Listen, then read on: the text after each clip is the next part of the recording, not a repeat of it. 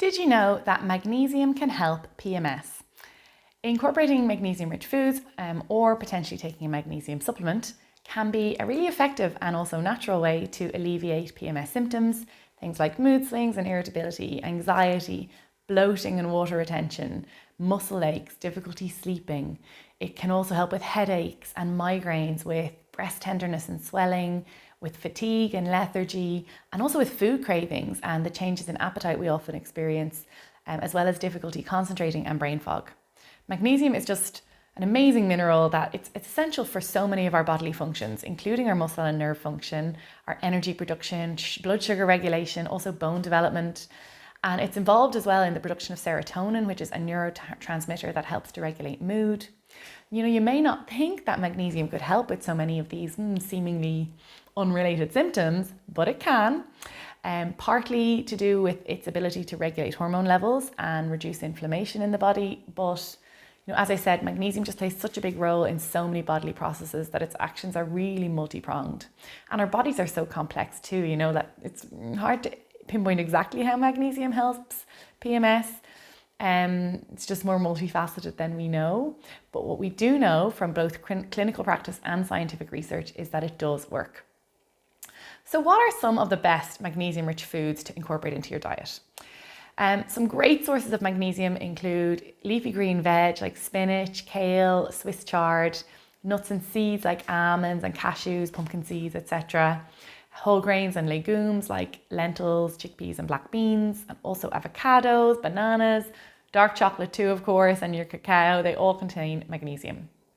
Choosing organic options of these is also a great idea because they actually contain more nutrients, as well as containing less of the endocrine disrupting chemicals, the EDCs that I've talked a lot about before, that can be just so detrimental to our hormones. Organic leafy greens, for example, contain more magnesium to conventionally grown greens, and organic grains, particularly whole grains, are less processed. You know, they contain more nutrients compared to their refined or highly processed counterparts too.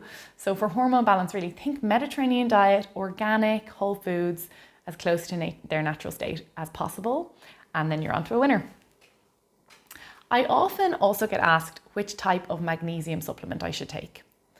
When it comes to magnesium supplements, there are several different forms available, including magnesium citrate, oxide, and glycinate, which are probably the most common ones I see. Magnesium citrate is known for its ability to relieve constipation quickly, so it can be a good option if you're looking for that laxative effect as well. So, you know, if you're prone to premenstrual constipation, this is a good one to go for.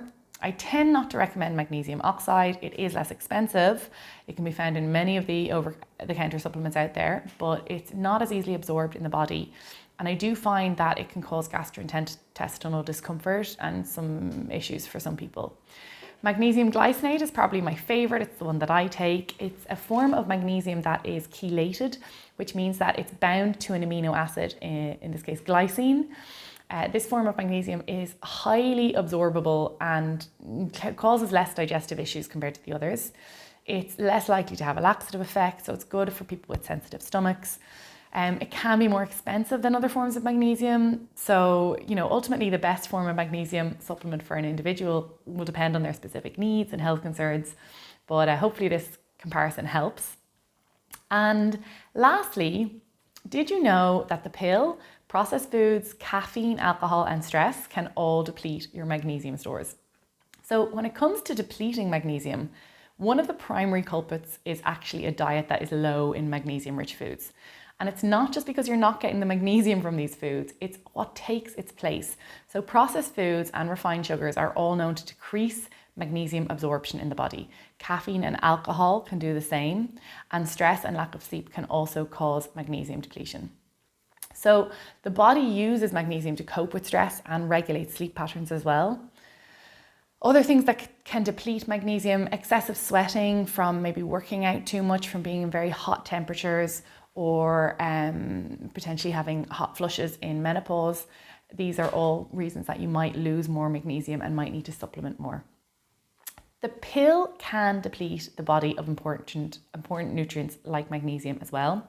Studies have shown that the hormones in the pill can interfere with the body's ability to absorb magnesium. And the pill is also said to increase the excretion of magnesium through the urine. The reference for that study where they found that is in my written blog, which is in the YouTube description box. The magnesium depletion can be even more significant for women who take the pill for an extended period of time. And there is even some thought that the increased risk of blood clots while taking the pill is due to changes in the ratio of calcium to magnesium that's caused by the pill. So yes, a magnesium supplement may help, but if you are on the pill and you're experiencing any side effects that seem to be related to low levels of magnesium or any other vitamins and minerals that the pill can deplete, then it may be worth checking with your healthcare provider about other birth control options that may be more suited to you. Other medications as well, like diuretics and antibiotics, can also cause you to lose more magnesium. Diuretics are an obvious one. They're often prescribed with supplements to help replace lost minerals. And while many people are aware now of the importance of taking probiotics, say after a round of antibiotics, have you ever been prescribed a magnesium supplement along with your antibiotics or your hormonal birth control? Likely not, but now. And so if you found this video helpful, please share it, help spread this information with more people. And don't forget to like and comment too, because it helps our videos to get further, which means it can make more of a difference with the information that we share. So thank you so much. Talk to you soon.